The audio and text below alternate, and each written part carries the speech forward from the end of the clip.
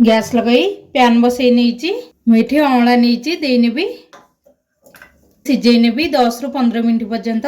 देखो अँला गुड़िक सीझीगला प्लेट को बाहर करनवा। अँलाटी ठंडा हो गला आर मंजी बाहर करनवा एमती फाड़िकी सब जाक मंजी बाहर कर गोटे ग्राइंडिंग जार नेबी अँला देनेबी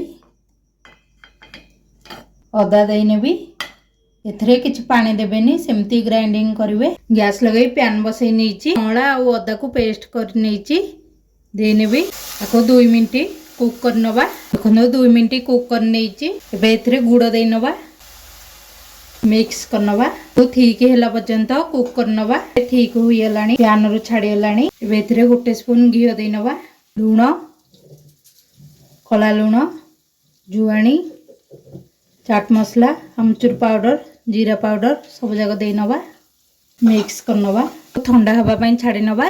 पूरा पूरी ठंडा हो गला गोल गोल करने भी आपण छोट बड़ करें। चीनी गुंड नहीं कोट करनवा गोटे प्लेट रे रखने भी सब जाक चीनी गुंड रे कोट कर नहीं आमर ए प्रस्तुत हो जाइए अमला कांडीटी।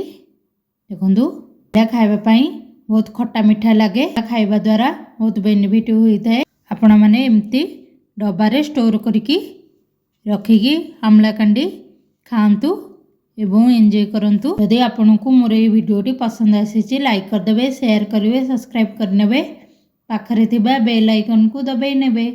धन्यवाद।